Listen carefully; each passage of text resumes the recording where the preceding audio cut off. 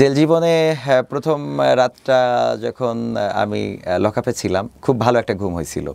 তো আমার সাথে যে ছিল সে বলল যে মানে এত আরামে কি করে ঘুমাইলে তুমি? তো আমি বললাম যে আরামে কেন ঘুমাবো না, 3 বছর ধরে টেনশন ছিল যে কবে না জানি ধরা খাই। কিন্তু আজকে সেই রাতটা, যে রাতটায় আমি ধরা খেয়ে গেছি, টেনশন করার কিছু না। এবং কাটাকাটির এক পর্যায়ে আমি একজন পুলিশের পা জড়িয়ে ধরেছিলাম। খাওয়ার সময় দেখা যাচ্ছে যে তরকারি নেই, এরকম দিন আসছে। বলাটা সুন্দর হবে কিনা জানি না, যে মা অনেক সময় মানুষের কাছে হাতও পেতেছেন আমাদের মুখে আহার তুলে দেওয়ার জন্য। আমি যখন কলেজে ইন্টারে ফার্স্ট ইয়ারে, তখন আমার কলেজের বেতন পরিশোধ করার জন্য আমি একবার হোটেলে চাকরি নিয়েছিলাম। কি চাকরি ছিল এটা? এটা ছিল হোটেলে প্লেট ধোয়া, মোছা করা এবং খাবার বন্টন, এগুলো। এটার মাকে ফোন দিলাম, মা আমি তো ঢাকায় থাকতে পারতেছি না, আপনার জন্য পরাণ পড়ে। তো মা ওই সময় বললো যে আমার জন্য পরাণ পড়ে এটা ঠিক আছে, তুমি যে 1300 টাকা তোমার ধার করে দিলাম ঢাকায় যাওয়ার জন্য, এই 1300 টাকা তুমি ঢাকা থেকে ইনকাম করে নিয়ে আসবা, কারণ এই 1300 টাকা পরিশোধ করার মতো টাকা আমার কাছে নেই। বাংলাদেশের প্রবাসীদের গল্প বলি শোনো।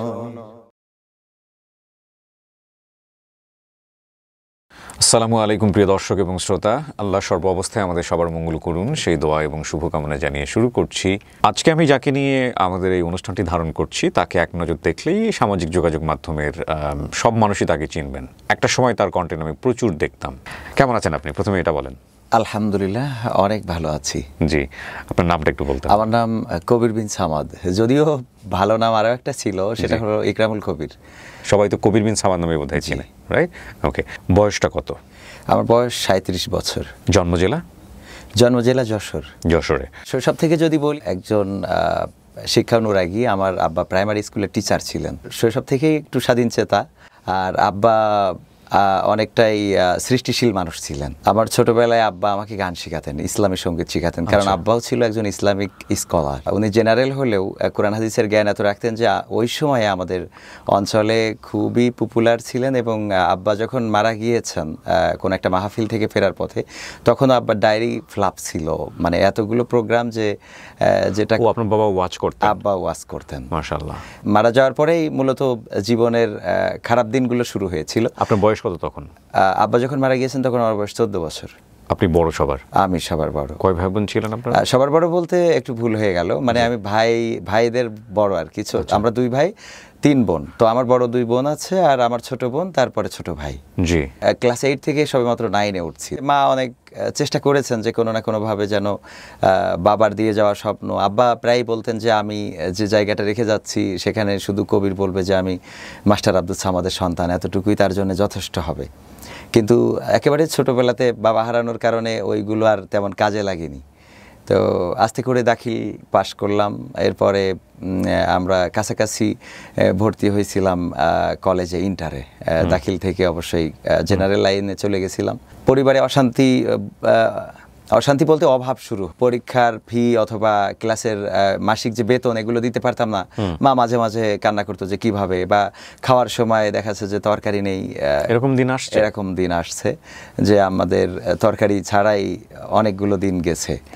এমনকি মা, এটা বলাটা সুন্দর হবে কিনা জানি না, যে মা অনেক সময় মানুষের কাছে হাতও পেতেছেন আমাদের মুখে আহার তুলে দেওয়ার জন্য। আমি যখন কলেজে ইন্টারে ফার্স্ট ইয়ারে, তখন আমার কলেজের বেতন পরিশোধ করার জন্য আমি একবার হোটেলে চাকরি নিয়েছিলাম। কি চাকরি ছিল এটা? এটা ছিল হোটেলে প্লেট ধোয়া, মোছা করা এবং খাবার বন্টন, এগুলো। এটার কি পদবি বলে জানি না, 30 টাকা বেতনে। তো আমি যখন কলেজ থেকে ডিউটির জন্য গেলাম, ওখানে এক মহিলা কাজ করতো। ও আমাকে দেখে বললো যে বাবা আসছো ঠিক আছে, তোমার কাজ করা লাগবে না, তুমি থাকো, সন্ধ্যাবেলা 30 টাকা নিয়ে তুমি চলে যেও। মানে আমার দিকে তাকিয়ে। তো এটা তো আর করা যায় না। এরপরে যে মাকে বললাম আমি না হয় বাইরে চলে যাই। তো ঢাকাতে মা আমাকে 1300 টাকা ধার করে ঢাকায় পাঠিয়ে দিল। বাইরে চলে যাওয়া মানে ঢাকায় চলে আসা, যে আমাদের এলাকা থেকে অন্তত কিছু করে সংসারটা চালিয়ে নেওয়া যায় কিনা। তো ঢাকাতে আসলাম। তখন মিড স্টার বলে একটা গার্মেন্টস ছিল মিরপুর 14 নম্বরে। জি। এখানে আমি চাকরি নিয়েছিলাম এবং 1800 টাকা ছিল বেসিক, আর ওভার ডিউটি করে আরও 1800 টাকা, মোট 3600 টাকা ইনকাম করতাম। কিন্তু এখানে খাওয়া এবং থাকা বাবদ চলে যেত 1300 টাকা এবং আনুষঙ্গিক কিছু খরচ মিলায়ে প্রায় 1800 বা 2000 টাকা খরচ হয়ে যেত, বাকি টাকাটা থাকতো। মানে আপনার ইন্টারটা পড়া হলো না, শুধু ভর্তি হয়ে চলে আসা? ফার্স্ট ইয়ার ফাইনাল দিয়ে চলে আসছিলাম। আচ্ছা।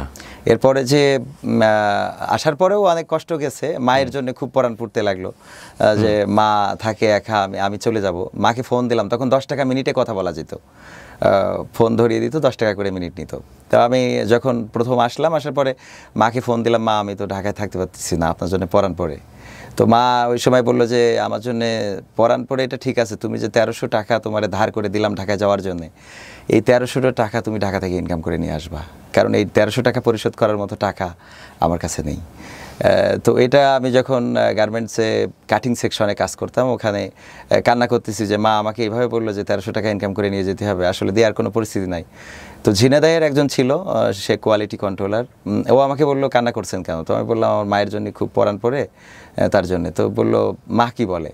তো আমি বললাম মাকে ফোন দিয়েছিলাম দুপুরে খাইতে যেয়ে, মা বললো যে তুমি যে 1300 টাকা নিয়ে ঢাকায় গিয়েছো, ধার করে দিয়েছি, এই টাকা ইনকাম না করে আসবো না, কারণ আমি এটা কোথা থেকে পরিশোধ করব? চিন্তা করা যায়। তো তারপরে যে উনি বললেন যে একটা উদাহরণ দিলেন যে যদি মা অসুস্থ হয়, তো সেই মায়ের পাশে বসে কান্না করাটা বেটার হবে নাকি মায়ের জন্যে মাকে ছেড়ে রেখে ডাক্তার ডাকতে যাওয়া বেটার হবে? তো আমি বললাম নিঃসন্দেহে ডাক্তার ডাকতে যাওয়াটাই বেটার হবে। তো বললো ধরে নেন যে আপনি ঢাকাতে আসছেন মায়ের জন্য ডাক্তার ডাকার জন্যে, আপনি এটা মনে করে যে আপনার মায়ের অসুস্থ, আপনার মায়ের রোগ হয়েছে, তিনি অসুস্থ, কারণ কি? কারণ টাকা নেই, সংসার চালাতে পারে না, সেই সংসার চালানোর জন্য আপনি ডাক্তার ডাকতে আসছেন, আর সেটা হলো টাকা। এটা ইনকাম করে যখন বাড়িতে যাবেন তখন দেখবেন মা সুস্থ হয়ে গেছে। ওই সান্ত্বনাটা কাজে লাগে এবং আমি দীর্ঘ 4 মাস কাজ করি। তো আবার বাড়িতে গেলাম, যাওয়ার পরে মা বললো তুমি এক কাজ করো, আবার লেখাপড়াটা কন্টিনিউ করো। তো তখন আমি আলেম ফার্স্ট ইয়ারে আবার ভর্তি হইলাম, ওকে, যে আবার পড়াশোনাটা কন্টিনিউ করব। কিন্তু কিছুদিন পরে আবারও সেই পুরাতন কষ্ট। তো মা বললো এক কাজ করো, তুমি বিদেশে চলে যাও। তো কিভাবে যাব? এত টাকা তো নেই। তো বাবার রেখে যাওয়া কিছু জমি ইতিপূর্বে বিক্রি হয়ে গেছিল, তো তার থেকে আরও 1 বিঘা জমি বিক্রি করে মা টাকা দিল বিদেশ যাওয়ার জন্য। তখন পথঘাট চিনতেন, মানে কার মাধ্যমে যাবেন, কিভাবে যাবেন?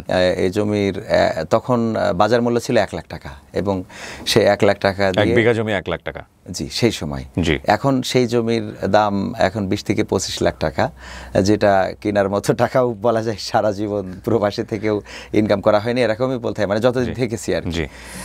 তো ওই জমি বিক্রি করার পরে মা আমাদের ওখান থেকে লোক পাঠাতো, যারা তাদের সাথে যোগাযোগ করে দিল, আমাদের কিছুটা পরিচিত, এবং তারা আমাকে মালয়েশিয়ায় পাঠিয়ে দিল। মালয়েশিয়া আমার মামা থাকতেন, ছোট মামা, ছোট মামার কাছে নিয়ে যেয়ে দিল। ছোট মামা আমাকে আমার জন্য জব দেখে রেখেছিলেন এবং সেখানে জব করতাম। নর্মালি তখন বাংলাদেশি টাকায় 15-20 হাজার টাকা বেতন পেতাম। কিসের জব ছিল ওটা? ওটা ছিল একটা ফ্যাক্টরিতে, প্লাস্টিক ফ্যাক্টরিতে কাজ করা। তো কিছুদিন পরে এক চায়না বস ছিল, ও আবার চায়নাতে যেয়ে কোনো এক কারণে সে আর ফিরে আসলো না। তো ফিরে আসলো না, এটা মানে ফিরে আসে না, আমরা কাজ করে যা কাজ দিয়ে গেছিল সব শেষ, কিন্তু উনি আর আসে না। উনি ছিল চাইনিজ, মালয়েশিয়াতে এসে ব্যবসা করতো। পরে আমরা কি করব, তো মামা আবার ওই ফ্যাক্টরি চেঞ্জ করে একটা কাঠের ফ্যাক্টরিতে চাকরি দিল, সেখানে ফার্নিচারের বিভিন্ন সামগ্রী তৈরি হতো। আমার ওই সময় তো পারমিট নাই, যেহেতু গিয়েছি এটা ছিল ট্যুরিস্ট ভিসায় যাওয়া, যে ওখানে থেকে যাওয়া, যে কোনো এক সময় বৈধতার অ্যাপ্লাই করব। তো সেখানে রাতের 2টায় একদিন অপরিসি দিল পুলিশ এসে, এবং আমরা সবাই দৌড়াদৌড়ি শুরু করে দিল, আমিও দৌড়ানো শুরু করলাম। এবং আমার এখনও মনে পড়ে ওই দিনের দৌড়টা এত জোরে দিয়েছিলাম যে আমার পায়ের 10টা আঙুলেই রক্ত জমে গিয়েছিল। তারপরেও শেষ রক্ষা হয়নি, ধরা খাইছিলাম। পুলিশ ধরলো। তারপরে এটা এই সিস্টেমে এখনো মালয়েশিয়াতে মানুষ যায়, যে ওখানে যাওয়ার পরে কিছুদিন পরে, কিছু মাস পরে মালয়েশিয়া সরকার সুযোগ দেন পারমিট করার, সেই সুযোগটার আশায় যাওয়া হয়েছিল। তো সেই সুযোগ পাওয়ার আগেই আমরা আপনি ধরা পড়ে গেলেন। ধরা পড়ে যাওয়ার পরে আমি তো চিন্তা হচ্ছিল যে আমি মাকে কি জবাব দেব, পরিবারকে কি জবাব দেব। তো যারা আমাকে ধরলো ওদের কাছে খুব কাদাকাটি করলাম, তখন আমি ভালো করে ভাষাও জানি না, এবং কাদাকাটির এক পর্যায়ে আমি একজন পুলিশের পা জড়িয়ে ধরেছিলাম, এবং পা জড়িয়ে ধরার পরে কিছুটা কাজ হয়েছিল। ও বললো ঠিক আছে, তোর ব্যাপারে আমি একটু দেখব। তো আমার মামা আবার একটা কার্ড করে দিছিল, যে এই কার্ডটা যদি কখনো ধরা খাও তাহলে এটা দেখাবা। তো আমি তো ভাষা বুঝি না, ওরেও বুঝাইতে পারি না। তো এক বাংলাদেশি ছিল যার পারমিট আছে, তাকে দিয়ে এই পুলিশটা জিজ্ঞাসা করলো যে এর কাছে জিজ্ঞেস করে কতদিন আসছে। তো আমি বললাম আমি 6 মাস মতো আসছি। তারপরে এর পারমিট আছে কিনা, আমি বললাম পারমিট তো ওইভাবে বুঝি না, মামার কাছে আসছি, মামা একটা কার্ড দিয়েছেন, তো সেই কার্ডটা কোথায় আছে, আমার বাসায় আছে। তো তাইলে দৌড়ালি কেন? দৌড়াইছি, সবাই দৌড়াচ্ছে, আমিও দৌড়াইছি ভয়ে যে যদি ধরা খাই। তো বললো সে কার্ডটা দেখাতে পারবি? হ্যাঁ। তো তারপরে নিয়ে গেল এবং সে কার্ডটা দেখে বললো যে ঠিক আছে, এটা যেহেতু তোমার আছে তোমার ছেড়ে দিলাম। তো এই প্রথম যাত্রায় বেঁচে গেলাম। এরপরে আরো 2.5 বছর থাকতে পারলাম ভালোভাবে। ওকে। 2.5 বছর পরে আবার এর মধ্যে আর পারমিটের সুযোগ হয়নি, পারমিট দেয়নি। তারপরে একটা প্রোগ্রাম, ওখানে আমি এই 2-2.5 বছর থাকতে থাকতে অনেকের সাথে পরিচিতি এবং সেই জায়গা থেকে দাওয়াতি কাজের জন্য মাঝে মাঝে বিভিন্ন প্রোগ্রামে যাওয়া এবং প্রোগ্রাম করানো। তো একটা প্রোগ্রাম করানোকে কেন্দ্র করে আমাদের চাঁদপুরের একজন ভাই, উনি আমাকে বললো যে এই প্রোগ্রামের আয়োজন তুমি করতেছো, তোমার বোঝা উচিত তোমার কিন্তু পারমিট নাই, তোমার কিন্তু যে কোনো কিছু হয়ে যেতে পারে। তো আমি এটা বুঝি নাই যে উনি সফটলি আমাকে একটা হুমকি দিয়েছেন। পরবর্তীতে ওই প্রোগ্রামটা করাকে কেন্দ্র করে উনি অভিযোগ করলেন ইমিগ্রেশনে, এবং ইমিগ্রেশনে এসে আমাদেরকে ধরে নিয়ে গেছিল। মালয়েশিয়ার ইমিগ্রেশন ধরে নিয়ে যাওয়ার পরে আমাদের মানে আমাকে 1 বছর জেল দেয় আর কি। জেল জীবনে প্রথম রাতটা যখন আমি লকআপে ছিলাম, খুব ভালো একটা ঘুম হয়েছিল। তো আমার সাথে যে ছিল সে বলল যে মানে এত আরামে কি করে ঘুমাইলে তুমি? তো আমি বললাম যে আরামে কেন ঘুমাবো না, 3 বছর ধরে টেনশন ছিল যে কবে না জানি ধরা খাই, কিন্তু আজকে সেই রাতটা, যে রাতটায় আমি ধরা খেয়ে গেছি, টেনশন করার কিছু নাই। এই ছিল প্রথম ঘুমটা। এবং মালয়েশিয়ার জেলটা তো খুবই কষ্টের। ওয়াশরুম মানে প্রথম 7 দিন রিমান্ডে রাখছিল, এবং এই রিমান্ডে আমাদের দেখা যাচ্ছে ইমিগ্রেশনে যতদিন রেখেছে ততদিন টয়লেটে যাওয়ার জন্য হ্যান্ডকাপ পরাতো। যদি টয়লেটে যাইতে যেতাম, একটা হ্যান্ডকাপ আমার হাতে, একটা ইমিগ্রেশনের হাতে, মানে যে 2টা চিগুলি থাকে, এবং দাঁড়িয়ে থাকতো আর টয়লেট করতে হতো। এরকম পরিস্থিতি বিড়ম্বনার মধ্যে পড়তে হয়েছে। এরপরে আমাদের ব্লান্তি ক্যাম্প বলে একটা ক্যাম্প আছে, যেটা কেডা ডিস্ট্রিক্টে, এক বাগানের মধ্যে, সেখানে নিয়ে গেল অনেক পথ গাড়ি চালায়। তারপরে সেখানে 7-8 দিন পরে আমাকে কোর্টে উঠালো এবং কোর্ট থেকে 1 বছরের জেল দিল। তারপরে ফুকক চিনা বলে একটা জায়গা আছে, সেখানে জেলখানা আছে। এটার জেলখানারও তো মালয়েশিয়ায় পিঞ্জিরা বলে, তো পিঞ্জারা ফুকক চিনা, সেখানে দীর্ঘ 8 মাস আমার। কি হতো ওখানে, রুটিন কি ছিল? ওখানে যে মানে জেল, তো জেলের মধ্যে কাজ করার সুযোগ ছিল। আমি ওখানে রান্নাবান্নার কাজ করতাম। রান্নাবান্না, বাড়িতে যোগাযোগ করা, এগুলো কোনো কিছু সবকিছু অফ? হ্যাঁ, না, যোগাযোগ করা যেত। ওখানে চিঠির ব্যবস্থা ছিল। ওই চিঠি আমরা যে কাজ করে যে টাকা পাতাম, ওই টাকা দিয়ে আবার ওই চিঠি কেনা যেত। আচ্ছা। একটা পাতা, সেই পাতারই মানে লিখতে হবে, লেখার পরে ওইটা আবার আটা দিয়ে ওইটাই মানে ওইটাই খাম, ওইটাই চিঠি। তো ওইটা লিখে আমরা পুলিশের কাছে জমা দিলে ওইটা বাংলাদেশে আসতো। তো এটা আসতে 10-15 দিন লাগতো। আবার বাড়ি থেকে যখন অ্যাড্রেস পেয়েছে তখন আবার বাড়ি থেকেও চিঠি পাঠাতে পারতো। আচ্ছা। তো আমার মা আবার আমার ধরা খাওয়ার খবরে, তখন তো ফোনে যোগাযোগ করা কোনো সম্ভব হয়নি, মা ছাড়ানোর জন্য অনেক জায়গায় অ্যাপ্লাই করেছে। এমনকি আমাদের যতটুকু জমি জায়গা ছিল বন্ধক রেখে টাকা পয়সা দিয়েছে। আমি যখন চিঠি পাঠাই, চিঠি যাইতে যাইতে মার এগুলো করা শেষ, মায়ের মন তো। তো তারপরে 8 মাস ওখানে মোটামুটি এর মধ্যে দিয়েই গেছে। কখনো দেখা যাচ্ছে ভুল করলে পুলিশের হাতে মার খাওয়া বা অন্য বিষয়, অন্য শাস্তি, এগুলো জেলখানা, তো জেলখানায় যে শাস্তিগুলো থাকে। পরবর্তীতে জেল শেষ হওয়ার পরে ফ্লাইট করে চলে আসা। তো টিকিট তো বাধ্য করে, মানে আলটিমেটলি তখন আর আপনি কোথাও যেতে পারবেন না, সরাসরি ওরা নিয়ে আসে, সরাসরি নিয়ে এসে এয়ারপোর্টে দিয়ে যায়। কিন্তু ওখানে বলে না যে মালয়েশিয়ার জন্য একবার বন্ধ করে দেয়, এরকম কোনো কিছু, যে মালয়েশিয়া আর কখনো আসতে পারবেন না, এরকম করে দেয়? এটা এখন করে, কিন্তু ওই সময় ব্ল্যাক লিস্ট বলে এটা ছিল না। তখন তো ফিঙ্গারিং এর এত কৌশল বা এত যে আপডেট, এটা তখন ছিল না। এখন তো ফিঙ্গারপ্রিন্ট নিয়ে ফেলে। হ্যাঁ, সো ফিঙ্গারপ্রিন্ট দেওয়ার সঙ্গে বোঝা যাবে যে ব্ল্যাক লিস্টেড কিনা। জি, ওকে। তো এরপরে আমি আমাদের ইমিগ্রেশন যারা নিয়ে আসছিল, তো যে যোগাযোগ করে দিত এক বাংলাদেশি, ওরে বললাম যে কোনোভাবে মালয়েশিয়ায় বের হওয়া যায় কিনা, কারণ আমি তো সংসারের জন্য আসছি, কিন্তু এখন ব্যর্থ হয়ে আবার ফিরে যাচ্ছি। তো ও আবার জিজ্ঞেস করছিল ইমিগ্রেশনের কাছে। তো ইমিগ্রেশন আমাদের এয়ারপোর্টে নেওয়ার সময় মাঝ পথে যে যখন বিরতি দিল তখন বলল যে ইমিগ্রেশনের সাথে কথা হয়েছে, 2000 রিঙ্গিট দিলে ওরা আপনাকে ছেড়ে দিবে, তবে আপনার প্রতি আমার বিশ্বাস আছে, আপনি যদি চলে যেতে চান তাহলে যেতে পারেন, আমি অ্যাকাউন্ট নাম্বার দিয়ে দেবো আপনাকে, এখন আপনি সেখানে যেয়ে অ্যাকাউন্ট নাম্বারে টাকাটা ঢুকিয়ে দিবেন। তো আমি বললাম তাহলে আমার মার সাথে একটু কথা বলতে হবে, কারণ আমার তো বাবা যেহেতু নাই, মাই আমার অভিভাবক। তো মাকে ফোন দিলাম, মা বললো যে কান্নাকাটি শুরু করে দিল যে 8টা মাস ধরে আমি ঘুমাতে পারি না, আমি দিনগুনি কবে আমার কবির বাড়ি আসবে, আর আজকে তুমি আবার মালয়েশিয়ায় বের হতে চাও, আমার এটা শোনার আগে মরে যাওয়া ভালো ছিল।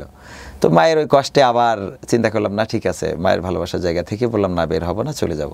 তো বাংলাদেশে চলে আসলাম, আসার পরে আবার 2-6 মাস পরে যা হয়, কারণ এই দেশে তো আপনিও জানেন আমাদের কর্মের খুব অভাব, আবার আমরা যারা ওই যে কিছুটা মধ্যবিত্ত বা কিছুটা মানে স্ট্যান্ডার্ড ফ্যামিলির, তাদের অনেক জায়গায় অনেক কাজ করতে যায়। যেমন একবার মাঠে আমি কাজ করার জন্য গেছিলাম, সরিষা কাটতে হবে। তো অনেকেই আমার বন্ধু বান্ধব যারা বা যাদের সাথে একসাথে বড় হয়েছি তাদের সবাইকে নিয়েছে যে সরিষা কেটে দিলে 50 টাকা দেবে। তো আমিও গিয়েছি ওদের সাথে কাটার জন্যে। তো তখন যে ক্ষেতের মালিক ও বলতেছে তোমার কাটা লাগবে না, তুমি বসে থাকো, সরিষা কাটা হয়ে গেলে 50 টাকা নিয়ে বাড়ি চলে যেও। তো এরকম মানে আমাদের দিয়ে কাজ করানোটাও অনেক সময় মনে করতো যে এর দিয়ে কাজ করাবো। খুব উভয় সংকট, কিন্তু একটা হচ্ছে আপনি কাজ, একটা হচ্ছে পেটে ভাত নাই, আবার চেহারা ছবি মানে এমন যে লোকজন আপনাকে কাজ দিতেও খুব বিব্রত বোধ করতেছে। সো আপনি যাবেন কই আসলে? এটা একটা খুব ভয়ঙ্কর পরিস্থিতি, মধ্যবিত্তের সম্মানের মতো। হ্যাঁ, কিছু বলাও যায় না, চাওয়াও যায় না, আবার ক্ষুধার লাগলে না খেয়ে থাকাও যায় না, এই একটা অবস্থা। জি, তারপরে দেশে আসার পরে আবারও একেবারে বেকার ছেলে হিসাবে কোনো ওয়ে নাই যে কিভাবে চলবো। ছোট ভাই ওই সময় কুর্দিস্তান গেছে, তো মা বললো যে যেহেতু ও কষ্ট করে গেছে, তুমি কষ্ট করে কিছু উপার্জন করে আনতে পারোনি, এখন তোমার চিন্তা কিন্তু তোমারই করতে হবে।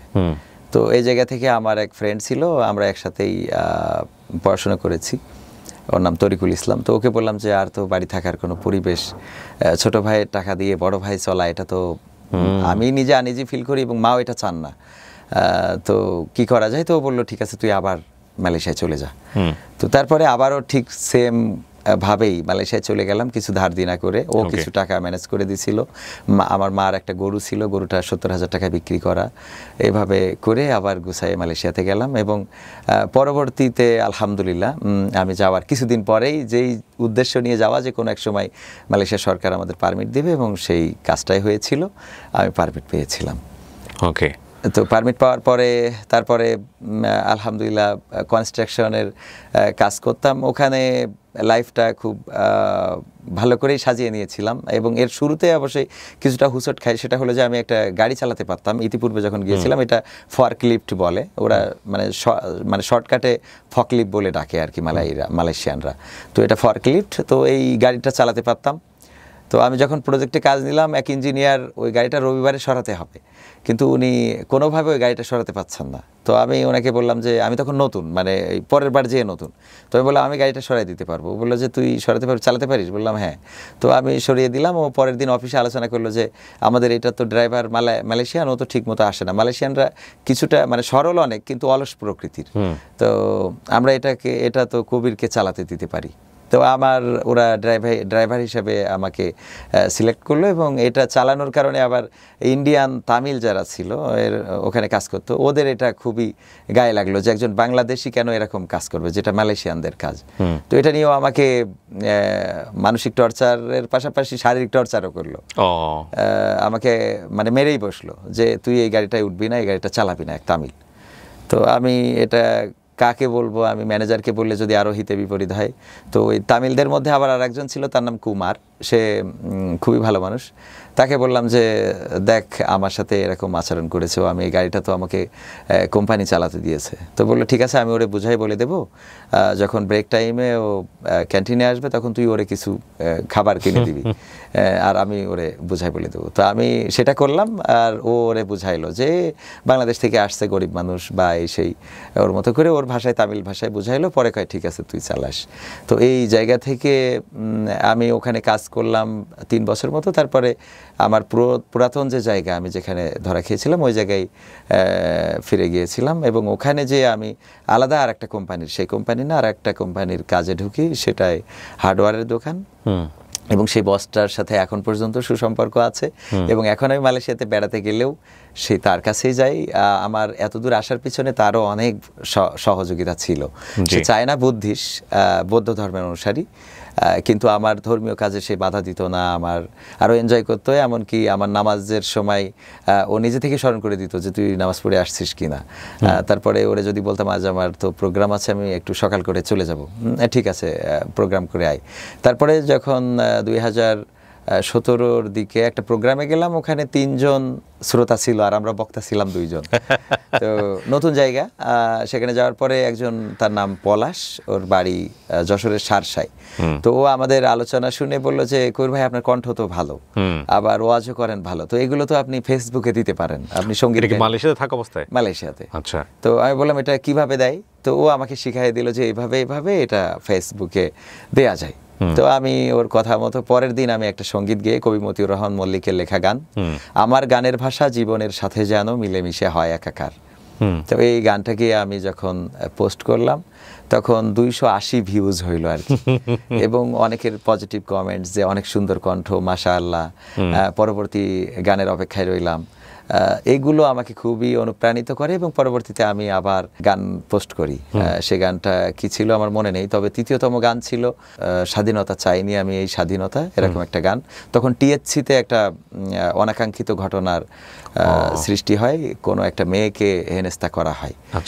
তো সেটাকে কেন্দ্র করে আমি কিছু মডিফাই করে আইনুদ্দিন আল আজাদ ভাইয়ের লেখা এই গানটা, যে টিএসসিতে নারীদের সাথে এই আচরণ আমি দেখিতে চাইনি, এরকম করেই গেয়েছিলাম। এবং ওই গানটা আমার আইডিতে 500 ভিউজ হইলেও তখন তরুণ প্রজন্ম বলে একটা পেজ ছিল, সেখানে দেখলাম যে 13 থেকে 14 হাজার ভিউজ। আচ্ছা। তো আমি এটা দেখে তো অবাক যে এখানে এত ভিউজ, এবং আমি আমার বসকে দেখাইলাম, তো বললো যে তুই তো ফেমাস হয়ে গেছিস।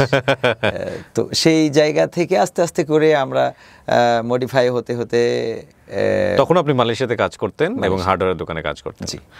পাশাপাশি এগুলো শখের বশে টুকটাক শখের বশে তো করতাম। জি। তারপর কি হলো? অনেকের কাছে সমাদৃত হলো, তখন আমি আবার নাটক করা শুরু করলাম, এবং নাটকগুলো মানুষের কাছে ব্যাপকভাবে, মানে ওই সময় কন্টেন্ট তো অনেকেই বানাতো না, মানে এখন তো অনেকেই কন্টেন্ট ক্রিয়েট করে।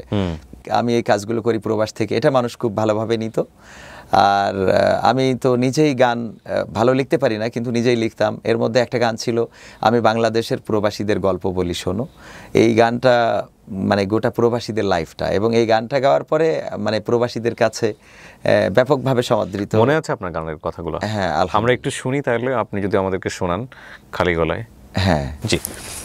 আমার বাংলাদেশের প্রবাসীদের গল্প বলি শোনো, এ গল্প তো কল্পনা নয়, তোমরা কি তা জানো ও ভাই? এ গল্প তো কল্পনা নয়, তোমরা কি তা জানো? আমার বাংলাদেশের প্রবাসীদের গল্প বলি শোনো। পল্লী গায়ের দুরন্ত ছেলে বাপে ডাকে খোকা, হঠাৎ করে ঢুকলো মাথায় বিদেশ যাওয়ার পোকা। রোগে শোকে ক্লান্ত পিতা, খাটার নাই উপায়, বেকার ছেলের এমন কথায় বাবাও দিল সাই। ক্ষেতের জমি হালের গরু বিক্রয় করে দিয়ে বাকি টাকা করলো পূরণ মায়ের গহনা নিয়ে। অনেক আশা বুকে বেঁধে ছাড়লো যখন বাড়ি, সে যে কি বেদনা বিধুর ছিড়ল যেন নাড়ি। মায়ে কান্দে, ভাইয়ে কান্দে, কান্দে আপন জন, চোখের জলে বুক ভেসে যায়, শক্ত করে মন। এমন মানুষ কোন সে জনা, এমন মানুষ কোন সে জনা, তোমরা কি তা জানো? আমার বাংলাদেশের প্রবাসীদের গল্প বলি শোনো, আমার বাংলাদেশের প্রবাসীদের গল্প বলি শোনো। বিমানেতে বসে খোকা জানালারি পাশে, নীল আকাশে তাকিয়ে দেখে মায়ের ছবি ভাসে। আঁচল দিয়ে চোখ মুছে মা প্রভুকে যে বলে, আল্লাহ তুমি ভালো রেখো আমার কোলের ছেলে। খোকা যে ছিল মা জননীর কলিজারি বোটা, ভাবতে সব চোখ ভিজে জল পড়লো ফোঁটা ফোঁটা। এমন মানুষ কোন সে জনা, এমন মানুষ কোন সে জনা, তোমরা কি তা জানো? আমার বাংলাদেশের প্রবাসীদের গল্প বলি শোনো, আমার মালয়েশিয়ার প্রবাসীদের গল্প বলি শোনো। আর শোনাবো? অসাধারণ, এটা অনেক লম্বা গান। হ্যাঁ, করেন করেন। হ্যাঁ। নদ নদী আর সাগর নগর দিয়ে খোকা পাড়ি, পৌঁছালো যে অতি সাধের বিদেশের বাড়ি। অনেক কষ্টে মিলল খোকার এমন একটা কাজ, হাড় ভাঙা খাটুনি তাতে সকাল দুপুর সাজ। রোগে শোকে কাজ করে যায়, করে নাই অবহেলা, আকাশ সমান স্বপ্ন দেখে কাটিয়ে দেয় বেলা। মা জননীর সাথে যখন খোকা কথা কয়, বলে বাবা কেমন আছো জানতে ইচ্ছা হয়। মাগো আমি ভালো আছি, মাগো আমি ভালো আছি, দুঃখ নেই তো কোনো। আমার বাংলাদেশের প্রবাসীদের গল্প বলি শোনো, আমার সৌদি আরবের প্রবাসীদের গল্প বলি শোনো। হঠাৎ করে বাবা বলে টাকার যে দরকার, তোর মায়েরই বড় অসুখ দেখাবো ডাক্তার। চিন্তায় আমার বাড়ছে আবার তোর বোনেরই নিয়ে, দিনে দিনে হচ্ছে বড় দিতে হবে বিয়ে। তোর ভাইয়েরই লেখা পড়ার খরচ বেড়ে গেছে, দরকার এখন অনেক টাকার, তোর কাছে কি আছে? পাইনি বেতন এখনো খোকা, পকেটটা যে ফাঁকা, তবুও বলে ভেবো না বাবা দেব আমি টাকা। এমন মানুষ কোন সে জনা, এমন মানুষ কোন সে জনা, তোমরা কি তা জানো? আমার বাংলাদেশের প্রবাসীদের গল্প বলি শোনো, আমার মালয়েশিয়ার প্রবাসীদের গল্প বলি শোনো। দিন মাস গুনে খোকা এখন পৌঁছালো বছরে, করতে হয় কাজ এখন যে তার 10 তলার উপরে। হঠাৎ করে কি হতে কি যেন হয়ে গেল, 10 তলারই উপর থেকে খোকা পড়ে গেল। আকাশ সমান স্বপ্নগুলো আকাশে গেল উড়ে, দেহ থেকে প্রাণ পাখিটাও গেল যে ভাই ছেড়ে। বন্ধুরা যে এসে দেখে রক্তে তরতর,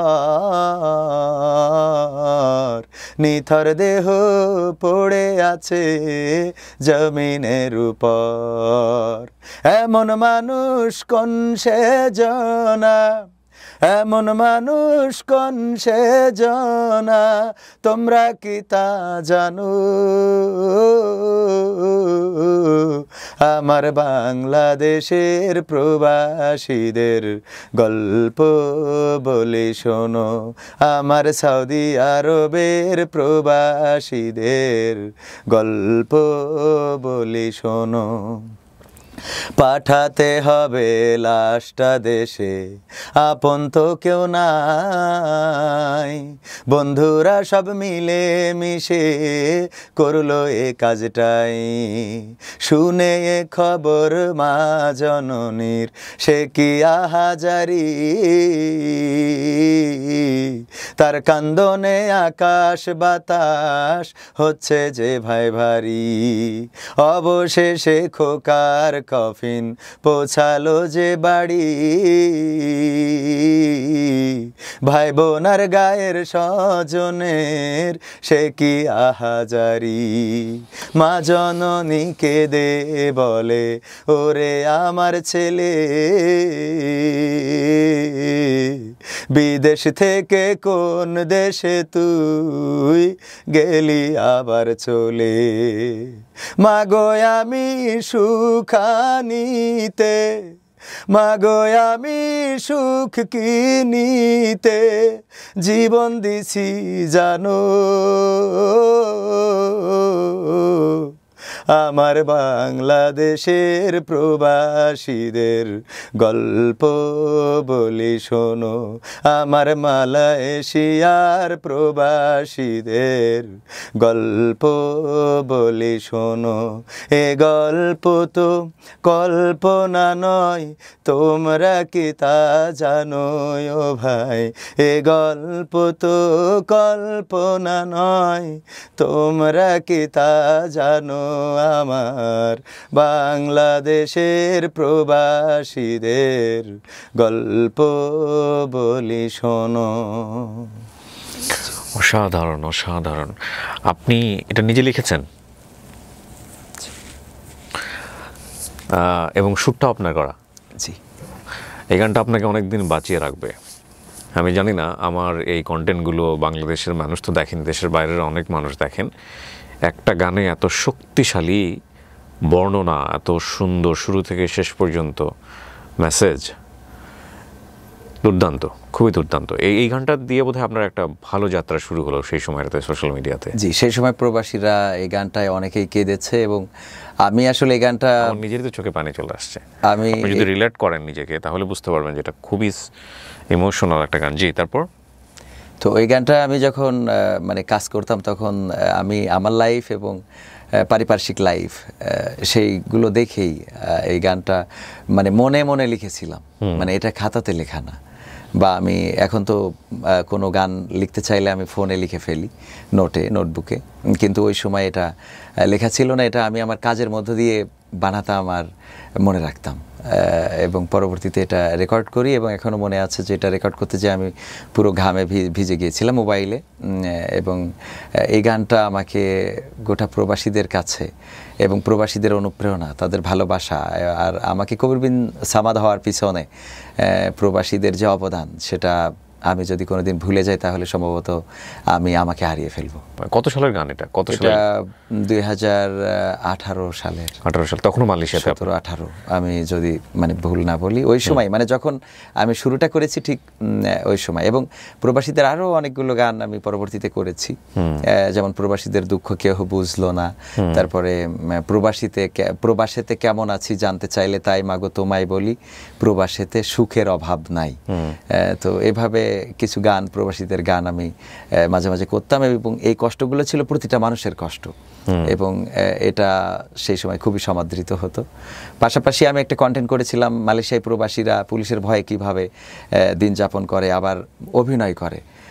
যেমন পুলিশের ভয়ে আমরা তো ঘরে ঘুমাতে পারতাম না, আমরা বনে যেয়ে ঘুমাতাম, বাগানে যেয়ে। আসলেই তাই হতো? হ্যাঁ, পাহাড়ে, জঙ্গলে। সিরিয়াসলি তাই করে? হ্যাঁ, আমার জানা নাই। মানে আপনি করেছেন? আমিও করেছি। আমরা সিরিয়াসই বাগানে ঘুমাতে হতো। আমরা যখন প্রজেক্টে কাজ করেছি পারমিট পাওয়ার আগ পর্যন্ত, তখন প্রতিটা বিল্ডিংয়ের তালা হতো, যেমন 35 তলা বিল্ডিংয়ে তো 18 তলা হয়েছে। আমরা 18 তলার ছাদ ঢালাই হয়ে গেলে ওই যে ফাঁকে ফোঁকে পুলিশরা তো অত কষ্ট করে ওখানে খুঁজবে না, তো এটা যখন 19 হতো, যখন 32 হতো, আমরা 32-এ ঘুমাতাম, পায়ে হেঁটে উঠতে হতো। আমরা দেখা যাচ্ছে যে এইভাবে থেকেছি। এরপরে অভিনয় দিয়ে সেই বিষয়গুলো আমি তুলে ধরতাম, যে প্রবাসীদের জীবনটা কেমন, এবং সেগুলো আমরা মোবাইল দিয়ে এই কন্টেন্টগুলো করতাম। এর মধ্যে একটা নাটক ছিল যে আমি বাগানে যে শুয়েছি, হঠাৎ করে পুলিশে অপরাসি দিয়েছে, খবর আসছে, তো সেই বাগান থেকে আবার আরও ডিপ বাগানে চলে গিয়েছি, এবং যাওয়ার জন্য যতটুকু দৌড়াদৌড়ি করা লাগে সেই জায়গা থেকে আবার ওই পুলিশের ভয়ে আছি। সেই সময় হঠাৎ করে বাড়ি থেকে ফোন আসছে, তো দেখা যাচ্ছে ফোনে আমি আবার কথা বলতেছি, মাকে বোঝাচ্ছি, মা জিজ্ঞেস করতেছে কেমন আছো, তোমাকে মা খুব ভালো আছি আলহামদুলিল্লাহ। তো দেখা যাচ্ছে জোরে কথা বলে ফেলেছি, বন্ধু ধমক দেয় পুলিশ চলে আসবে, এত জোরে কথা বলা যাবে না। দেখাচ্ছে বিপদে আছি, কিন্তু মাকে মা খুব ভালো আছি, হ্যাঁ আজকে খুব ভালো খেয়েছি মা, রান্না বান্না এখন তো খুব আরামে আছি, এই যে জায়গায় আছি মা, এই জায়গায় তুমি কল্পনা করতে পারবে না যে বিদেশে এত শান্তি মা, এত ভালো জায়গা, তুমি খবরদার আমার ব্যাপারে টেনশন করবা না, আমি কিন্তু এই মাসে টাকা পাঠাবো, এই মাসে টাকা পাঠাবো। তো দেখাচ্ছে বাঘের মুখে রয়েছি, সেই সময় থেকে সান্ত্বনা দিচ্ছি যে মা কোনো টেনশন নেই, বা বাবা কোনো টেনশন নেই, ভাইকে বোনকে। আবার দেখাচ্ছে অনেকেই টাকা পাঠিয়েছে, বউ প্রতারণা করে নিয়ে চলে গেছে, সেটাও তুলে ধরেছি নাটকের মাধ্যমে। দেখা যাচ্ছে যে মাকে টাকা পাঠায় না, বাবাকে টাকা পাঠায় না, বউয়ের কাছে টাকা পাঠায়, হঠাৎ করে খবর আসলো যে বউ নাই। তো এরকম বেশ কিছু গল্প পেয়েছি, বিশেষ করে প্রবাসীদের। এটা আমি দেখলাম যে কিছুদিন আগে একটা টেলিভিশন চ্যানেল রিপোর্টও করেছে, মানে প্রবাসীদের এই যে কষ্টের টাকা নিয়ে অনেকেই ভেগে যান, এটা খুব দুঃখজনক। আমরা বেশ কিছু স্টোরিও পেয়েছি, আমরা সেগুলো নিয়েও কাজ করতে চাই। জি।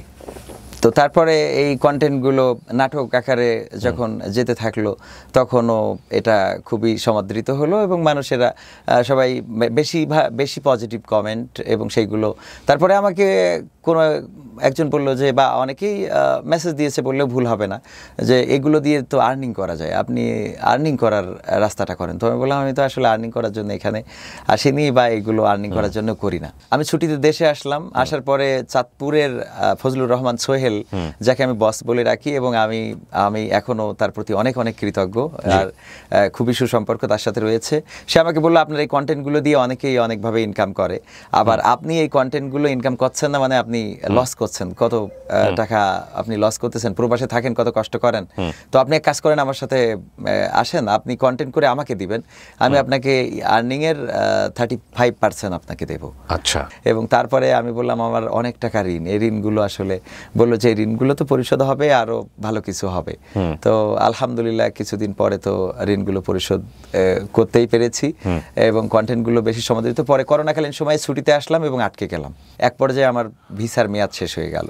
আচ্ছা। তো ওই লকডাউনের মধ্যে আমরা প্রচুর পরিমাণে কন্টেন্ট করার সুযোগ পেয়েছিলাম, কারণ তো কাজ ছিল না, আর ওই সময় মানুষও প্রচুর পরিমাণে কন্টেন্টগুলো দেখতো। তারপরে আস্তে করে আমি কিছুটা হলেও সেই জায়গায় আসতে পেরেছি, যে জায়গাটা আমার আব্বার অনেক বড় চাওয়ার ছিল, অনেক বড় স্বপ্নের ছিল, যে একসময় কবির স্টেজে উঠবে, কোরআনের আলো ছড়াবে, কোরআন প্রচুর ভিউ এগুলোতে, ঠিকানা tv.press প্রচুর ভিউজ। কিন্তু আপনি এই যে জনরাটা বেছে নিলেন, একটু ফানি জনরা, হ্যাঁ, আমি তো যে ফোন দিয়ে এটা দেখেছি, হ্যাঁ, লাস্ট যেটা 4 দিন আগে এসছে, আবেগের জায়গা খুঁজে পাও না, এই যে এটা তো আপনার খুবই পপুলার, বিশেষ করে আপনি নানা সেজে ফোন দিচ্ছেন, হ্যাঁ, কখনো দেখেছি যে একটা পানির মধ্যে কাদার মধ্যে, হ্যাঁ, এগুলো কি আপনার বাই ন্যাচারালি ছোটবেলা থেকে এগুলো ছিল আপনার মধ্যে নাকি প্রয়োজনে? ছোটবেলা থেকে আসলে আমি অভিনয়টা আমার খুব বেশি ভালো লাগতো। আমি নাটক দেখার খুবই পাগল ছিলাম। আমি নিজেই নাটক নিয়ে দেখার কারণে মা তো শাসন করতেন। একবার আমাকে আলিফ লায়লা দেখার কারণে আমার মা মাটির মধ্যে 10 হাত আমার নাক এবং কপাল লাগাইয়ে ঠেলতে হয়েছিল। এই জীবনে আর কোনোদিন না। ওরে বাবা, ভয়ঙ্কর রক্ষণ। আলিফ লায়লা দেখার জন্য আমার দাদির সাথে পরিকল্পনা করলাম যে আমি কি করে আলিফ লায়লা দেখতে পারি, কারণ সবাই এসে গল্প দিত যে সিন্দাবাদ আসে সেই তরবারি দিয়ে। আলিফ লায়লা আমাদের জেনারেশনের বাই দ্য ওয়ে। এবং নাটক দিয়ে অনেক মেসেজ মানুষকে দেয়া যায়। যেমন আমি ভিক্ষা করি, তো ফকির সেজে আমি দেখাচ্ছে যে ফ্রি ফায়ার খেলতেছে, তো আমি যে তার শাসন করতেছি যে ফকির হয়েছি তো কি হয়েছে, তুই ফ্রি ফায়ার খেলবি কেন। তো এইভাবে এক একটা কিছুর বিরুদ্ধে আমার অবস্থান, মেসেজ থাকে। এবং ফোন কলটা আসলো মূলত আমি জুকারবার্গকে একটা ফোন কল দিয়েছিলাম মালয়েশিয়াতে থাকতে জুকারবার্গকে একটা ফোন কল দিয়েছিলাম যে মানে তুমি এটা বানাইছোটা কি? এটা বানানোর পরে আমার ছেলে পিলে তো সব ধ্বংস হয়ে যাচ্ছে, কেউ তো লেখাপড়া করে না, রাত জেগে থাকে, এখানে প্রবাসে থাকি। এরাও আগে ফজরের নামাজ পড়তো, আর এখন রাত্রি টানাটানি ঠেলাঠেলি করে এত রাত করে ঘুমায় যে সকালে ফজরের নামাজ তো দূরের কথা, ঠিক মতো ডিউটিতেও যাইতে পারে না। তো এই ফেসবুক নামের এই জিনিসটা বানায় তো তুমি একেবারে বাংলাদেশটারে বা আমাদের এই জেনারেশনটারে নষ্ট করে দিচ্ছ। বাচ্চারা ঠিক মতো পড়াশোনা করে না, সবকিছু থেকে অমনোযোগী হয়ে যাচ্ছে। এটা ছিল আমার প্রথম ফোন কল, যে জুকারবার্গকে ফোন দিয়েছিলাম, এবং সেটা ছিল আমার একটা অডিও রেকর্ড। আচ্ছা। এবং ওইটাও ওই সময় খুবই সমাদৃত হয়েছিল। এরপরে দ্বিতীয় ফোন কল ছিল মজনুকে নিয়ে। মজনু একজন কলেজের শিক্ষার্থীকে ধর্ষণ করেছে, এরকম একটা আপনার মনে হয় মনে থাকার কথা। ওই সময়টাতে ওই মজনু কলেজ মানে ঢাকা ইউনিভার্সিটি, রাইট, একটু মানসিকভাবে ভারসাম্যহীন বা টাইপের মানসিক ভারসাম্য এরকম ভাবে বলা হচ্ছিল ওই সময়টাতে। তো মজনুকে আমার যারা টিমের রকি আছে, আলামিন আছে, মারুফ হোসেন যে আমার সাথে সবসময় থাকে, ওরা আমাদের একটা অফিস ছিল ঠিকানা tv.press-এর। তো ওরা বললো যে ভাই মজনু নিয়ে কিছু করা যায় না, তারে যে ধরলো এ তো পাগল ছাগল, এ মানে একটা কলেজ ছাত্রীর সাথে আসলে কিভাবে সম্ভব, একজন একা মানুষ, এটা কি। তো বললাম তাহলে এক কাজ করি, ওরে আমারে বন্ধু বানাই, তো আমার বন্ধুরে খোঁজ নেব, তো তাকে ঢাকাই। তো আমি বন্ধু সেজে, আমি তো গ্রামের মানুষ, যশোরের আঞ্চলিক ভাষা আপনার জানা থাকার কথা, যে একেবারে লোকাল ভাষায় আমি ওরে যদি আমার মতো করে বলি, ওরে আমি এরকম বলছিলাম, এ দোস্ত এই তুই এই কাজ কি করে করলি, হ্যাঁ তুই তো ঢাকায় যাওয়ার পর তোর খোঁজ খবর পাই না, তোর টিভিতে আমি দেখি তো অবাক হয়ে গেলাম, হ্যাঁ তোর নিউজই দেখাইলো, তুই তো ভাগ্যবান রে। তো এইভাবে ওরে যে তুই একা এভাবে কিভাবে সম্ভব হলো, এই ফোন কল যে করলাম ওইটা ওই সময় খুবই সমাদৃত হলো। আপনার এই চিন্তাগুলো কি হুট করে মাথায় চলে আসে? হুট করেই, কোনো স্ক্রিপ্ট নাই, কিচ্ছু নাই না।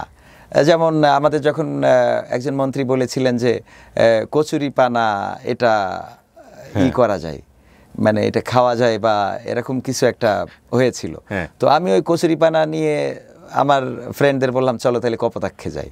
আমাদের পাশে কপোতাক্ষ নদ আছে মাইকেল মধুসূদনের, তো ওখানে এসে কন্টেন্টটা করলাম এইভাবে যে আমি কচুরি পানাগুলো সব এক জায়গায় করতেছি, আমার ছেলে থাকে বিদেশে, তো তারে ফোন দিলাম যে তুই দেশে আয়, এখন কচুরি পানা আমি সব দখল করে ফেলেছি, তোর আর বিদেশ থাকা লাগবে না, এখানে মোটামুটি আমি মানে নিজের কালেকশনে রাখছি, তুইও আয়, এসে আমরা কচুরি পানা দিয়ে এখন বড় লোক হয়ে যাবো, আর বিদেশের কোনো টাকার দরকার নেই।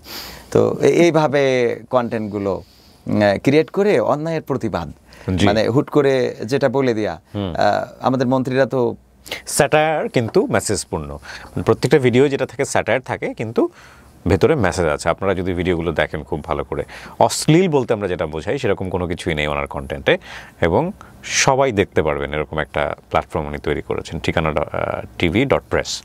এবং যেটা আমি দেখলাম যে 1 মিলিয়ন ক্রস করেছে সাবস্ক্রাইবার, এবং ইউটিউবে 1 মিলিয়ন কিন্তু অনেক বড় কিছু। ওই করোনার সময়টাতে চলে আসা হলে আর যাওয়া হয় নাই, এরপরে আর যাওয়া হয় নাই। বারবার অ্যাপ্লাই করলেও ওইটা যেহেতু ভিসা শেষ হয়ে গেছে, তারপরে করোনা লকডাউন যখন চলে গেল, আমাকে আবার ওই বিভিন্ন জায়গায় মালয়েশিয়ায় থাকতেও বিভিন্ন মাহফিলে ইসলামী সঙ্গীত করার জন্য একটু দাওয়াত হতো, তো আমি ইসলামী সঙ্গীত করার জন্য যেতাম বিভিন্ন মাহফিলে। এটাও ওখানেও যে আলহামদুলিল্লাহ ওই একটা মাহফিলে গেলে আরো 3-4টা মাহফিলের দাওয়াত চলে আসতো। এবং এখন যদি বলি যে আমার রমজানের আগ পর্যন্ত কোনো ডেট ফাঁকা নাই, ওরে বাবা, মানে সব একটার পরে একটা শিডিউল করা। যেমন আপনারাও যখন শিডিউলটা আমিও মিলাচ্ছিলাম যে আমার মিলাতে হবে, তো এইভাবেই প্রতিনিয়ত প্রোগ্রাম। বিভিন্ন মাহফিলে গিয়ে ইসলামী সঙ্গীত করেন আপনি? ইসলামী সঙ্গীত করি এবং আলোচনাটা আমি করতে চাই না, কিন্তু এখন বাধ্য হই, কারণ সময়টা আমাকে এত বেশি দেয়া হয় যে শুধু গান গেয়েও এটা পার করা কষ্ট হয়ে যায়। সমস্যাটা হলো যে আমাদের দেশে কিছুটা একটা এটা রোগ বলবো আমি, যদি এটা থেকে সবাই বের হতে পারে আমিও বের হতে পারি সেটা ভালো হবে। যদিও ভাইরাল হওয়ার চিন্তা কখনোই ছিল না, এখনো নেই। সেটা হলো যে এখন ভাইরাল পারসনকে মানুষ খুব বেশি লাইক করে। তো আমি যখন স্টেজে উঠি গান করি, চলে আসলে দেখা যায় যে প্রধান বক্তা যিনি সম্মানিত একজন আলেম বা মুফাসসির, উনি আলোচনা কোরআন হাদিস থেকে ভালো আলোচনা করলেও অনেক সময় এগুলো শুনছে না, অনেকে উঠে যাচ্ছে, তখন পরিবেশটা নষ্ট হচ্ছে এবং ওই মানুষটার একটা মানে আমার মনে হয় সম্মানে আঘাত পড়ছে। এটা মনে করেই মূলত আমি আগে কখনো প্রধান বক্তার দাওয়াত নিতাম না। আমি বরাবরই আমি কমিটিকে বলতাম প্রধান বক্তার দাওয়াত নেব না। তো এখন কমিটি বলে দেখেন আপনি যখন নেমে চলে যান তখন মাহফিলটা হয়ে যায়, একটা অগোছালো হয়ে যায়, লোক উঠে চলে যায়, কিছু মানে সব যে চলে যায় এমন না, কিন্তু একটা মানে পরিবেশটা খুবই খারাপ হয়ে যায়। এই জন্যে এখন বাধ্য হয়ে, হ্যাঁ তবে আমার থেকে যারা আরো বেশি পপুলার তাদেরকে আমার পরে রাখলে সমস্যা হয় না, কিন্তু আমার দেখা যায় যে আমি আবার যেখানে আমার আগের পপুলার ব্যক্তি আমার আগে যদি করে যায় তাহলে আমি আবার পরে করতে গেলে সমস্যা হয়। এই যে মানে পপুলারিটির বিষয়, এখানে আসলে কে কত ভালো বলতে পারছে বা কে কত ভালো শিক্ষিত বা কে কত বড় আলেম, এটা এখন বর্তমান খুব একটা দেখা হয় না। জি, এটা তো একটা বড় সমস্যা, খুবই বড় সমস্যা। জি হ্যাঁ, দিনের কথা বলতে গেলে আসলে সবচেয়ে জানাশোনা জ্ঞানী মানুষেরই সমাদর হওয়াটা সবসময় বেশি জরুরি। তো এর মধ্যে আরেকটা কথা কিন্তু এড়িয়ে গেছে, সেটা হলো করোনাকালীন সময়ে যখন আমি ওই যে কচুরি পানা টানা সহ কন্টেন্ট করলাম, তখন মরহুম আকিজউদ্দিন স্যার, যে আকিজ কোম্পানি তো জানেন আপনারা, তো আকিজউদ্দিন স্যারের বড় ছেলে শেখ মহিউদ্দিন স্যার, উনি কোনো না কোনোভাবে আমার সাথে যোগাযোগ করার চেষ্টা করলেন এবং আমাদের মুকুল স্যারের মাধ্যমে কথা হলো। স্যার প্রায় আধা ঘন্টারও বেশি আমার সাথে কথা বললেন এবং এমনভাবে কথা বললেন যে যেন আমি ওনার অনেক পরিচিত। উনি অনেক বিষয়ে আমাকে কারেকশন দিলেন, কবির এটা এইভাবে এইভাবে এইভাবে। তারপর বললো আমি তোমার সাথে দেখা করতে চাই। তখন করোনাকালীন সময়, লকডাউনের সময়, তো উনি হেলিকপ্টার নিয়ে যশোরে যাইতে পারতেন না, তো নিজের গাড়ি নিয়ে উনি যেহেতু ডাক্তার মানুষ, ওনার মতো করে যশোরে গেলেন এবং আমাকে খোঁজ করলেন। তো আমি ওনার সাথে দেখা করলাম আদ্দিন সকিনা মেডিকেল কলেজ হাসপাতালে। ওনার ওখানে অনেক কনফারেন্স হল টল অনেক কিছু আছে, উনি আমাকে খুব ভালো করে সব দেখালেন এবং পরবর্তীতে আমাকে প্রস্তাব দিলেন যে তুমি যেহেতু মালয়েশিয়ায় থাকো তো তোমাকে আর যাওয়া দরকার নেই, তুমি আমার আকিজ কলেজিয়েট স্কুল, আমাদের যেখানে 6ষ্ঠ থেকে দ্বাদশ শ্রেণী পর্যন্ত আছে, ওখানে আমাকে উনি বললেন যে তুমি আমার এখানে চাকরি করো এবং মালয়েশিয়াতে যে বেতনটা পাও সেই বেতনটাই আমি তোমাকে এখানে দেবো, তুমি দেশে থাকো, দেশে জব করো আর এর পাশাপাশি তুমি কন্টেন্ট ক্রিয়েট করো। উনি আপনার ভিডিও দেখতেন? হ্যাঁ, উনি ভিডিও দেখতেন। ওকে, ভিডিওর মাধ্যমেই। তারপরে আমি বললাম স্যার তাহলে আমাকে সময় দেন, আমি একটু আমার মায়ের সাথে আলোচনা করব যেহেতু। তো মার সাথে বললাম, তো মা বলল যে আমি ছোটবেলায় যখন আমাকে কেউ জিজ্ঞাসা করতো যে বড় হয়ে কি হতে চাও, তো আব্বা যেহেতু মাস্টার ছিলেন আমি বরাবরই বলেছি যে আমি টিচার হতে চাই। বা আমাদের যখন কোনো বিষয়ে কোনো প্রোগ্রামে লিখতে হতো যে মানে কাঙ্ক্ষিত টার্গেট কি, তো আমি লিখতাম যে টিচার হতে চাই।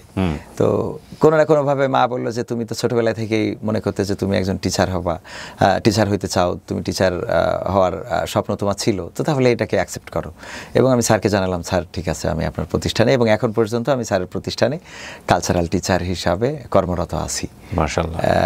এই ছিল সবকিছু মিলিয়ে কাঙ্ক্ষিত লক্ষ্যেই চলে যাওয়া হলো, জীবনের এত আপস অ্যান্ড ডাউন, হ্যাঁ সবকিছু মিলিয়ে সেই জায়গাটাই যাওয়া হলো। আমরা খুব স্বল্প সময়ে ওনার গল্পটা তুলে ধরলাম এখানে, কিন্তু আমি জানি এই গল্পের পেছনে আরও অনেক গল্প আছে।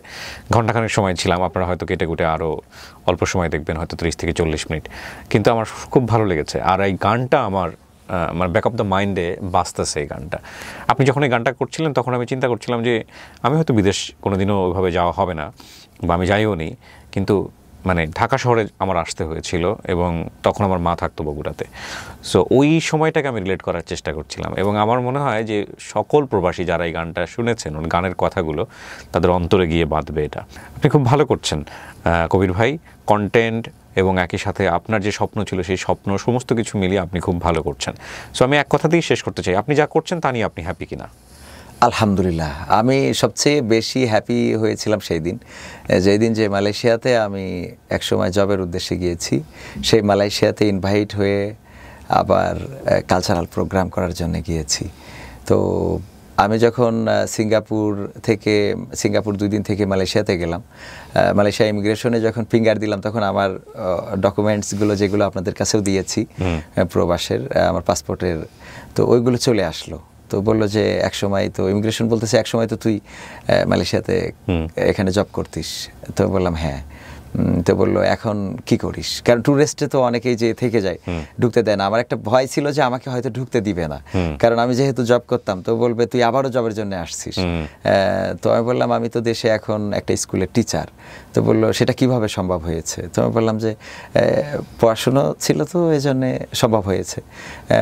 তারপরে আমি এবার কন্টেন্ট ক্রিয়েট করি, ও ইমিগ্রেশনকে বললাম, কারণ আমি মালয় ভাষা সম্বন্ধে আমার একটা নাটকই আছে যে ভাষা শিখবো, যেখানে আমি মালয় ভাষা শেখাতাম নাটক দিয়ে মানুষকে। আচ্ছা আচ্ছা। তো ওরা আমাকে প্রশ্ন করলো যে কন্টেন্ট ক্রিয়েট করিস, কি করিস ওখানে। তো আমি ওদেরকে সার্চ করে দেখাতে চাইলাম। তো দেখাতে যে তখন এয়ারপোর্টের নেটটা স্লো হয়ে গেল। তো ইমিগ্রেশন আমাকে বলতেছে আমার সাথে মিথ্যা বলার দরকার নেই, ঠিক আছে তোরে পাস দিচ্ছি, তুই যা মালয়েশিয়াতে, কোনো ঢোক, তোর কোনো অসুবিধা নেই। তো আমি কিছু দূর যাওয়ার পরে আবার দেখলাম নেট চালু হয়েছে। তো আমি আবার ব্যাক আসলাম, এসে সেই ইমিগ্রেশনকে বললাম যে আমি এই যে দেখ আমি কন্টেন্ট ক্রিয়েট করি। তো ওরে দেখাইলাম। মানে বিদেশে একটা বিষয় হলো যে সবাই সবার সাথে তুই করে কথা বলে বা এই শব্দগুলো। তো ও এটা দেখার পরে আমাকে বলতেছে তুই তো জাকির নায়েকের ছোট ভাই, তো মালয়েশিয়ায় ঢুকতেই হবে। এরপরে আরো কয়েকবার গেলাম, মালয়েশিয়া গেলাম, মালদ্বীপস গেলাম, কাতারে গেলাম, সিঙ্গাপুর, তারপরে ইন্ডিয়াতে তো পাশাপাশি রাষ্ট্র গিয়েছি, সৌদি আরবেও প্রোগ্রাম করেছি, বেশ কিছু দেশে, এবং আলহামদুলিল্লাহ আমেরিকায় নেওয়ার জন্য অলরেডি প্রসেসিং করতেছে আমাদের ভালোবাসার মানুষগুলো। বাহ, বিউটিফুল। তো কবির বিন সামাদ অত্যন্ত জনপ্রিয় এবং তিনি সামাজিক যোগাযোগ মাধ্যমে লম্বা সময় ধরে কন্টেন্ট ক্রিয়েট করে যাচ্ছেন, এবং কন্টেন্ট ক্রিয়েশন, শিক্ষকতা এবং দিনের দাওয়াত ওনার মতো করে এই যে কাজগুলো নিয়ে উনি ব্যস্ত আছেন, সেটা নিঃসন্দেহে ওনার জীবনের স্বপ্নই ছিল। কিন্তু আজকের এই গল্পে আমরা ওই জায়গাটাকেই ফোকাস করতে চাই যে যখন উনি বিদেশ গেলেন, যখন ঘরে নুনান্তে পান্তা ফুরায় অবস্থা, এবং সেই জায়গাটি থেকে জেলে চলে যাওয়া, হেরে না যাওয়া, বারবার উঠে দাঁড়ানো, এবং শেষ পর্যন্ত ওনার দোয়া আল্লাহ কবুল করেছেন, ওনাকে আল্লাহ আজকে এতটা সম্মানিত করেছেন। অনেক ধন্যবাদ কবির ভাই আমাদেরকে সময় দেওয়ার জন্য। আপনি যশোর থেকে আসছেন, এটা একটা বিশাল পাওয়া হলো কিন্তু আমার অনুষ্ঠানে। আমি আপনার বিশাল ফ্যান, আমি খুব দেখতাম। কবির ভাই কথা বলে খুব ভালো লেগেছে। আপনি অনেক ভালো থাকবেন এবং আপনার জন্য অনেক দোয়া থাকছে, শুভকামনা থাকছে। জি, আপনাদের জন্য শুভকামনা, এবং আপনি শুধু আমার না আমাদের সবার দোয়া পান। বাংলাদেশের মানুষ শুধু না, প্রবাসেও আপনার ব্যাপারে অনেকেই আমাকে মাঝে মাঝে বলে যে আপনি এরকম একটা স্টুডিও ক্রিয়েট করেন। তো বললাম সবাই ভালো করবেন ইনশাআল্লাহ। না, সবাই সবকিছু করার প্রয়োজন হয় না, কারণ এই জায়গাটা আপনি করছেন আলহামদুলিল্লাহ, এটা যেন আপনার আমৃত্যুকাল শুধু না, এটা যেন চলমান থাকে অনন্তকাল ধরে, সেটাই দোয়া করব। জি, অনেক ভালো থাকবেন। প্রিয় দর্শক এবং শ্রোতা, এটা একটা অসাধারণ এপিসোড। আমরা আজকের মতো এখানেই শেষ করছি। আসসালামু আলাইকুম।